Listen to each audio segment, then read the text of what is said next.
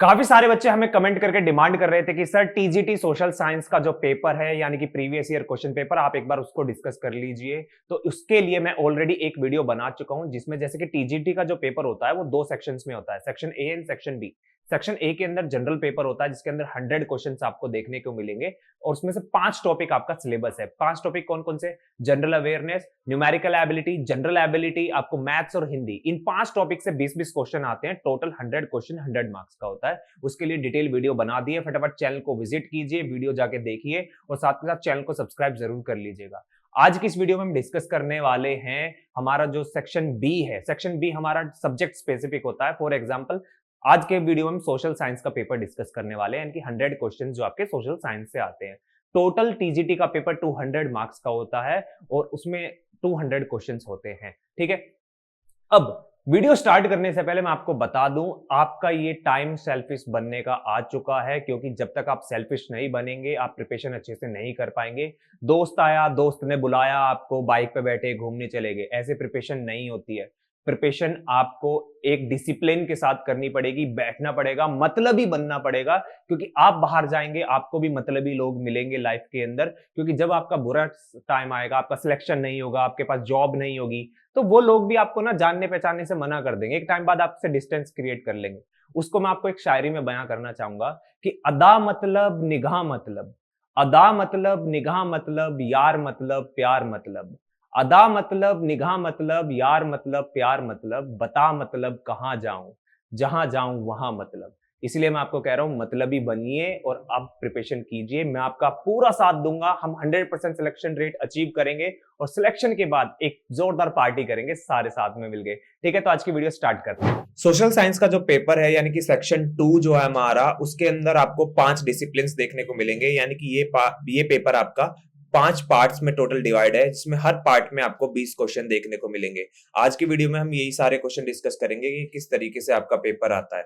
Alright, तो अगर हम देखें सबसे पहला क्वेश्चन आप यहाँ पे देख सकते हैं, मैं हिंदी और इंग्लिश दोनों बाइलिंगुअल रखने की कोशिश करूंगा। तो पहला क्वेश्चन आप यहाँ पे देख सकते हैं, जो क्वेश्चन आया था डिसिप्लिन 1 में, वो था what resources benefited Britain to undergo industrial revolution. अगर मैं हिंदी में बात करूं तो औद्योगिक क्रांति से गुजरने के लिए ब्रिटेन को किन संसाधनों से लाभ हुआ। ठीक है, माइंड मत कीजिएगा, मेरी हिंदी ज्यादा अच्छी नहीं है, तो इसलिए मैं कोशिश कर रहा हूं जो हिंदी मीडियम के बच्चे यहाँ पे देख रहे होंगे उनको भी समझाने के लिए। तो ये बेसिकली क्या था, इसका आंसर है आपका कोल और आयरन। कोल और आयरन की अवेलेबिलिटी होने के कारण, यानी कि वो वहां पर मिलता था, इस वजह से इंडस्ट्रियल रेवोल्यूशन वहां पर क्या हुआ, सक्सेसफुल हो पाया। ठीक है, ये सारे के सारे आपको कहां से मिलेंगे? बेसिकली जब आप इसकी प्रिपरेशन करेंगे ना, तो ये मोस्टली क्वेश्चंस आपके एनसीईआरटी से बनते हैं, 12th तक की एनसीईआरटी से बनते हैं। तो वो सारे के सारे हम इस चैनल पर यानी कि टीच मॉन्क्स के चैनल पर हम आपको कवर कराएंगे, जितनी भी चीजें हैं। नाउ नेक्स्ट, अगर नेक्स्ट क्वेश्चन की अगर मैं बात करूं तो नेक्स्ट क्वेश्चन मैं आपको बताने वाला हूं। नेक्स्ट क्वेश्चन अगर आप देखें यहां पर, तो नेक्स्ट क्वेश्चन आपका था, यहां पे आप देखिए, the tribal movement Santhal rebellions took place. यानी कि आपको यहां पर यह बताना था कि संथल रेबेलियन जो है वो एक ट्राइबल मूवमेंट है, वो कहां पर, यानी कि कब, किस साल में वो स्टार्ट हुआ। तो आपसे यह भी पूछ सकता है ईयर, किस साल में स्टार्ट हुआ। आपसे यह भी पूछ सकता है कि किस जगह पर हुआ, प्लेस एसोसिएटेड भी पूछ सकता है आपसे। तो आपको ये सारी की सारी चीजें पता होनी चाहिए। अगर आपको ईयर की मैं बात करूं तो 1855 में ये स्टार्ट हुआ था संथल रेबेलियन। जब मैं आपको हिस्ट्री पढ़ाऊंगा, हिस्ट्री का सेक्शन है, ये हिस्ट्री से क्वेश्चन है बेसिकली, तो ये सारे के सारे जितने भी रेवोल्यूशन हुए थे वो सारी की सारी चीजें मैं कराऊंगा। आपको मैं बता दूं कि लाइव क्लासेस स्टार्ट हो चुकी हैं, तो फटाफट चैनल को सब्सक्राइब कर लीजिए जो भी पहली बार इस चैनल पे आ रहे हैं, ताकि जल्द से जल्द प्रिपरेशन स्टार्ट कर सके, क्योंकि इलेक्शन के बाद आपके एग्जाम हो सकते हैं टीजीटी के। ठीक है, नेक्स्ट अगर स्टार्ट करें, फिर से वही चीज आ गई कि which one of the following pairs of movement, और उस मूवमेंट का रीजन बताना है कि किस रीजन में स्टार्ट हुआ था, इज करेक्ट। ठीक है, मैच द फॉलोइंग है। तो एक मोपला मूवमेंट हुआ था, आपको यह बताना है मोपला विद्रोह जो है वो किस जगह पर हुआ था, किस रीजन में स्टार्ट हुआ था। तो ये बेसिकली सारे मूवमेंट जो है ये इंडिया के ही हैं। दूसरा है तेभागा मूवमेंट जो है वो कहां पर स्टार्ट हुआ था? बेसिकली इन्होंने क्या काम किया है कि मोहपाला रेबिलियन मलाबार में बताया है और तेबागा कहां बताया? बंगाल के अंदर बताया है।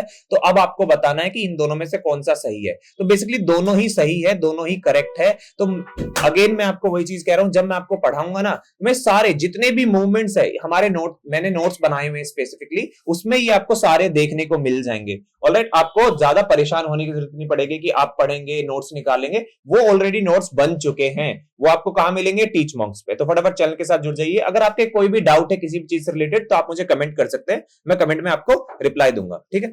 नेक्स्ट क्वेश्चन की बात करूं कि which of the following philosophy had its roots in French revolution. तो आपको यह बताना है कि जो फिलॉसफी है इनमें से कौन सी वो फिलॉसफी है जो फ्रेंच रेवोल्यूशन के टाइम पर ओरिजिन हुई थी, यानी कि उसके रूट्स वहां से पे आपको देखने को मिलेंगे। कौन सी थी? ऑप्शन दिया आपके, मॉडर्न नेशनलिज्म, कम्युनिज्म, डेस्पोटिज्म और न्यूलिबरलिज्म। तो मेन जो है ना आपका वो है मॉडर्न नेशनलिज्म, जिसको हम हिंदी में आधुनिक राष्ट्रवाद भी कहते हैं। ऑलराइट, क्या कहते हैं? आधुनिक राष्ट्रवाद। तो जो बच्चे हिंदी मीडियम के हैं वो मुझे कमेंट कर सकते हैं। पढ़ाऊंगा ना जो मैं आपको, वो बाइलिंगुअल ही पढ़ाऊंगा। नोट्स आपको बाइलिंगुअल मिलेंगे, इंग्लिश में भी मिलेंगे, हिंदी में भी मिलेंगे। लेकिन यहां पर जो मैं पेपर एक्सप्लेन कर रहा हूं ना आपको, वो क्वेश्चंस में इंग्लिश में पढ़ रहा हूं लेकिन उसका मतलब मैं आपको हिंदी में भी एक्सप्लेन कर रहा हूं, ठीक है। नाउ नेक्स्ट क्वेश्चन था आपका, in context of French revolution who was the controller general of finance in 1774। यानी कि फ्रेंच रेवोल्यूशन जब हुआ था उस दौरान पर कंट्रोलर जनरल ऑफ फाइनेंस कौन था? और 1974 की बात है। अगर मैं बात करूं तो इंडिया में इस दौरान क्या चल रहा था वो आपको पता होना चाहिए। देखिए इस टाइम पे ना एक एक्ट आया था इंडिया के अंदर, रेगुलेटिंग एक्ट, ठीक है, रेगुलेटिंग एक्ट 1771। तो ये बहुत इंपॉर्टेंट था।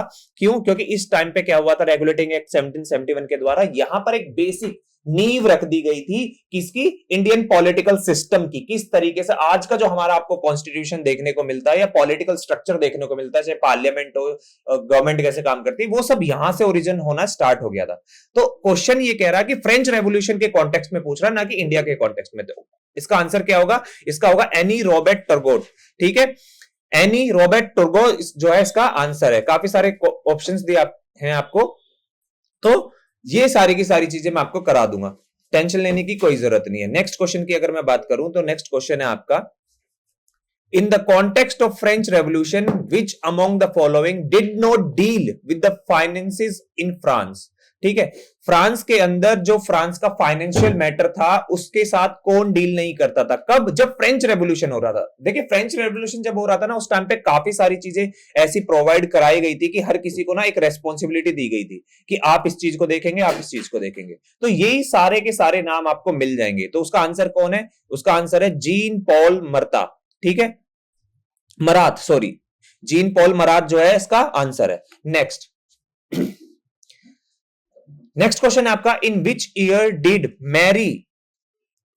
मैरी एंटोनेट, नाम याद रखेगा इसका, Marie Antoinette got caught in between a scandal of diamond necklace. आपको यह बताना है कि कौन से साल में जो मैरी एंटोनेट थी या थे, जो डायमंड नेकलेस का स्कैम था उसमें उनका नाम आया था, फंस गए थे उस चीज में। तो आपको साल बताना है। तो साल है इसका 1785। तो ये याद रखेंगे 1785, काफी इंपॉर्टेंट है। ये सारी की सारी चीजें आप देख रहे हैं किस तरीके से आपका ज्यादातर ये यहाँ पे पूछा जा रहा है, जितने क्वेश्चन आ रहे हैं ये यूरोप से रिलेटेड आ रहे हैं। आप देख रहे हैं यूरोप, क्योंकि फ्रेंच रेवोल्यूशन कहां हुआ था? फ्रेंच रेवोल्यूशन भी फ्रांस में हुआ था, ठीक है, फ्रांस के एरिया में हुआ था। फिर आपका industrial revolution, IR, industrial revolution कहां हुआ? ब्रिटेन में हुआ, ठीक है। तो इस तरीके से आपका मेनली क्वेश्चंस जो बन रहे हैं यहाँ पे वो यूरोप से बन रहे हैं। अगेन फिर आपको देखने को मिलेगा फ्रेंच रेवोल्यूशन से एक और question, the French revolution entered it's most violent phase the terror in dash year. तो आपको ईयर बताना है कि जो फ्रेंच रेवोल्यूशन था ना वो बहुत अपने वायलेंट फेस, एक्सट्रीमिस्ट फेस में चला गया था, कौन से साल में? तो वो था आपका 1794। देखिए आपको इस पेपर से ये भी हेल्प हो जाएगी कि कभी कभी क्या होता है कि हम प्रीवियस ईयर क्वेश्चंस को भी पढ़ के चले जाते हैं ना, तो क्वेश्चन जो है हमारे रिपीट हो जाते हैं। तो रिपीट होने की वजह से वो आपको देखने को मिल जाएंगे, तो इनको साथ के साथ पढ़ते रहिएगा।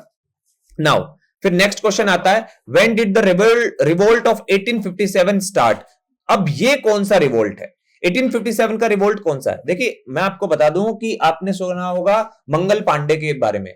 तो मंगल पांडे एक तो वो पता होना चाहिए कि मंगल पांडे को फांसी कब दी गई थी और किससे रिलेटेड दी गई थी। और रिवोल्ट ऑफ 1857 का दूसरा नाम है मेरठ क्रांति, ठीक है, मेरठ क्रांति। और ये स्टार्ट हुई थी 10 मई 1857, 10 मई 1857 को। अब इससे और भी क्वेश्चन बनते हैं, इससे क्वेश्चन ये बनते हैं कि अलग अलग, जैसे दिल्ली के अंदर, कानपुर के अंदर, झांसी के अंदर, हर जगह पर आपको ना एक लीडरशिप देखने को मिलेगी इस मूवमेंट को लेकर, कि इस मूवमेंट को लीड कौन कर रहा था इन इन जगहों पर। तो वो भी मैं सारी की सारी चीजें आपको कराने वाला हूं। अगर आपको पता है तो मुझे कमेंट कीजिएगा, ताकि मुझे पता चल सके कि आपको कितना पता है और मुझे कितना आपको बताना है, ठीक है।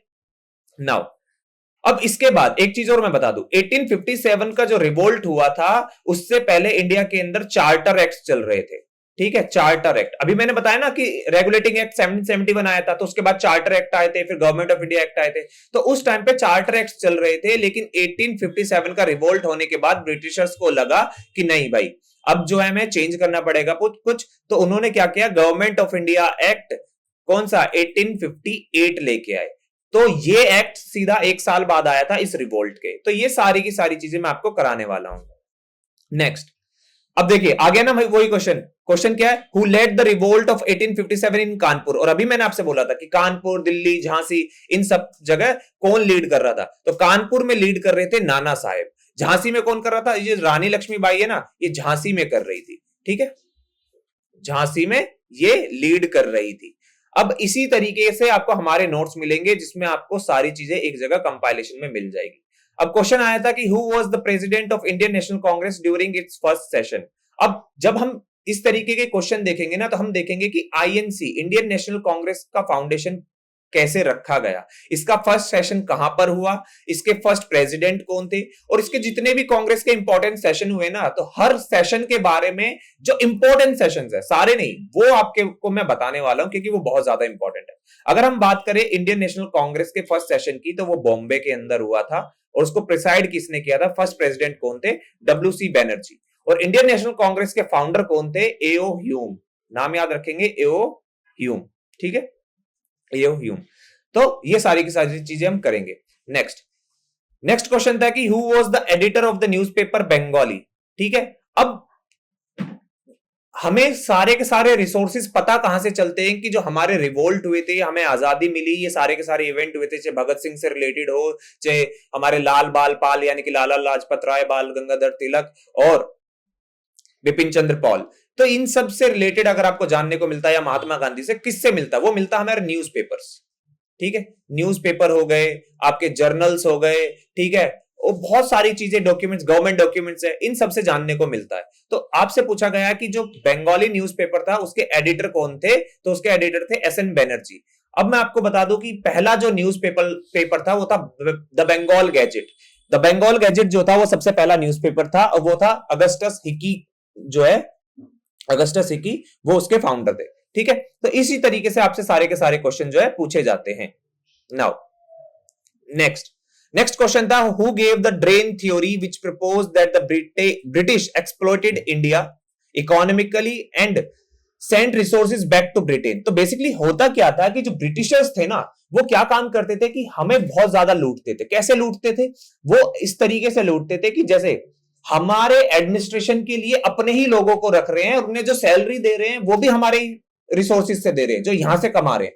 और वो क्या काम करते थे, जो अपॉइंटेड लोग होते थे वो अपना पैसा ब्रिटेन में भेजते थे। तो इस तरीके की एक थ्योरी दी थी, जिसको थ्योरी का नाम दिया था drain theory, drain of wealth theory भी कहते हैं इसको। ये थ्योरी किसने दी थी, ये थ्योरी दी थी दादा भाई नौरोजी ने। तो अब आपसे क्वेश्चन पूछ लेगा कि ड्रेन ऑफ वेल्थ थ्योरी सबसे पहली बार किसने दी थी, आपको ऐसे भी क्वेश्चन आ जाएगा, आपको यह आ जाएगा कि ड्रेन वेल्थ थ्योरी देने वाले इंसान का नाम बताइए। तो बहुत तरीके से क्वेश्चन घूम जाते हैं, लेकिन आप देखिए कि अगर यही क्वेश्चन रिपीट होता है तो शायद ये घूम के रिपीट हो सकता है, आंसर यही हो सकते हैं। तो इस तरीके से हम प्रिपरेशन करेंगे ताकि आप जो है इसको अच्छे से कर सकें। Who attacked the moderate using the safety valve theory? अब सेफ्टी वेल्व थ्योरी क्या है, बेसिकली सेफ्टी वेल्व थ्योरी किसको कहा गया था। ये आपको पता होना चाहिए कि सेफ्टी वेल्व थ्योरी किसको कहा गया था। ये सारे के सारी चीजें आपको मेरे नोट्स में देखने को मिल जाएगी, ये हिस्ट्री का पार्ट है। मैंने ये ऑलरेडी नोट्स बना लिए हैं, लाइव क्लासेस स्टार्ट हो चुकी हैं, ठीक है। आपको जल्दी सारे के सारे नोट्स जो हैं आपको मैं पढ़ा दूंगा, ताकि आपकी प्रिपरेशन अच्छे से हो जाए।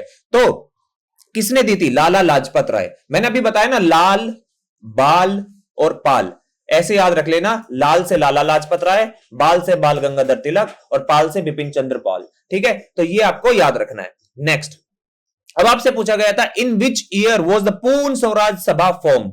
पूर्ण स्वराज सभा पूछी गई है आपसे कि कब बनी थी। तो आपको इसमें ऑप्शंस दिए हैं, 4 ऑप्शंस दिए हैं। 4 ऑप्शंस में आपको आंसर देना है। 1870 इसका आंसर दिया हुआ है। ये कीज है, ये जो मैं पेपर आपको बता रहा हूं ना, ये जो ग्रीन में, ये आंसर की के अकॉर्डिंग है। ठीक है, ये पेपर आपको कहां मिल जाएगा? ये आपको हमारे टेलीग्राम चैनल पे मिल जाएगा। नीचे मैं आपको टेलीग्राम चैनल का लिंक प्रोवाइड करा दूंगा, वहां पे मैं आपको ये पेपर प्रोवाइड करा दूंगा। अब पूर्ण स्वराज होता क्या है? देखिए, सॉरी, पूर्ण स्वराज नहीं, माफी चाहूंगा, पूर्ण सार्वजनिक सभा, पूर्ण सार्वजनिक सभा है, पूर्ण स्वराज नहीं, माफ चाहूंगा। मैं तभी ये सोच रहा हूं कि पूर्ण स्वराज तो बहुत लेट आया था, तो ये पूर्ण सार्वजनिक सभा है।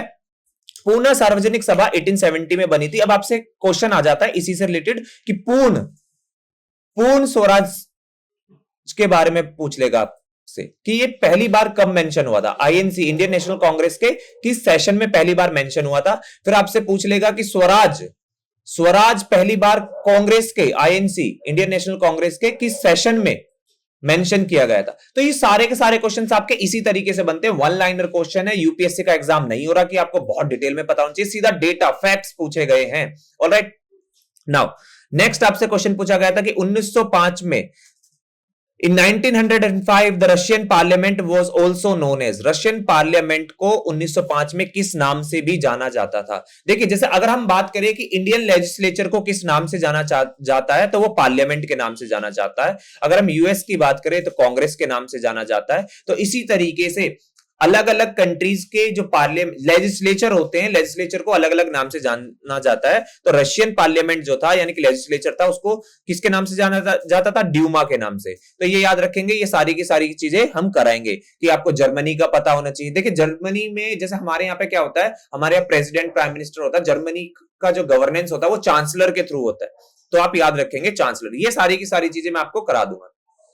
ठीक है, नाउ अब आपसे पूछा गया है which treaty ended the Russo Japanese war in 1904 से 1905, ये आपसे पूछा गया है।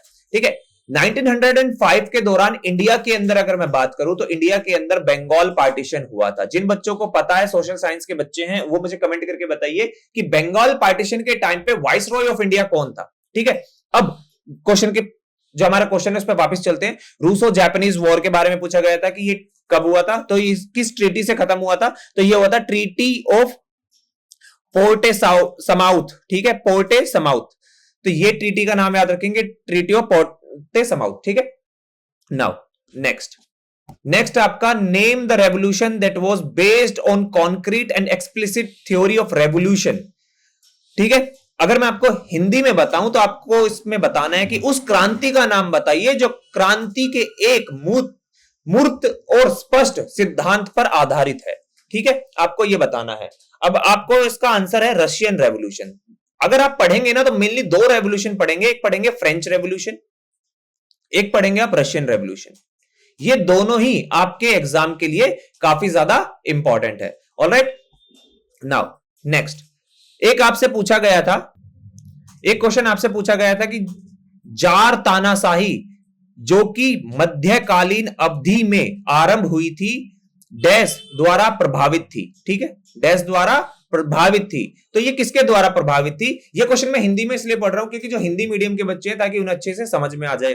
अब इसका आंसर है मंगोल ट्रेडिशन जो था ना, ये उससे प्रभावित थी। ऑलराइट, याद रखेंगे किससे? मंगोल से। मैं आपको जो नोट्स कराऊंगा ना, जब मैं आपको पढ़ाऊंगा, मैं आपको सारी के सारी हिस्टोरिकल बैकग्राउंड, कैसे ओरिजिन हुई, कैसे क्या, ये ताकि आपको ना सिर्फ रटना ना पड़े, आपको कॉन्सेप्ट समझ में आ जाए। बहुत सारे क्वेश्चन हमारे ऐसे होते हैं कि सिर्फ आपको कॉन्सेप्ट पता हो, आपको आंसर ना पता हो, बट उसका भी लॉजिक लगाकर आप आंसर कर सकते हैं। अब आपसे एक क्वेश्चन पूछा गया था कि which of the following pair is right. ठीक है, जिसमें आपको बोला गया, पहला ऑप्शन है दिसंबरिस्ट, इनको बोला गया था पैट्रियोटिक, इंटेलिजेंट यंग मैन। ठीक है, क्या ये सही है? दूसरा है रशियन इंटेलिजेंसिया, जो वेल एजुकेटेड पीपल होते थे, क्या ये सही है? तो आपसे पूछे गए हैं, तो हाँ, ये दोनों ही सही हैं, दोनों ही आंसर सही हैं, याद रखिएगा ये। नाउ नेक्स्ट आगे चले, तो ये आप देख रहे हैं 20 क्वेश्चन खत्म हो गए सेक्शन 1 या डिसिप्लिन 1 से। तो 5 डिसिप्लिन है, एक डिसिप्लिन हम कवर कर चुके हैं। तो ये वीडियो पार्ट 1 रहेगी, याद रखिएगा ये वीडियो पार्ट 1 रहेगी। पार्ट 2 के अंदर हम आगे वाले क्वेश्चन डिस्कस करेंगे, क्योंकि वीडियो ज्यादा लंबी नहीं रखेंगे, क्योंकि हमें डिस्कशन भी करना है। कमेंट कीजिएगा, कमेंट बॉक्स में हम सारे के सारी चीजें डिस्कस करेंगे और सारी की सारी चीजें कवर करते हुए चलेंगे। ऑलराइट, वीडियो अच्छी लगी है तो वीडियो को लाइक कीजिएगा। कमेंट तो आप करते रहिए, किसी भी चीज से रिलेटेड, किसी भी एग्जाम से रिलेटेड मुझे कमेंट कर सकते हैं। वीडियो को शेयर कर दीजिए अपनी सभी दोस्तों के साथ, जो भी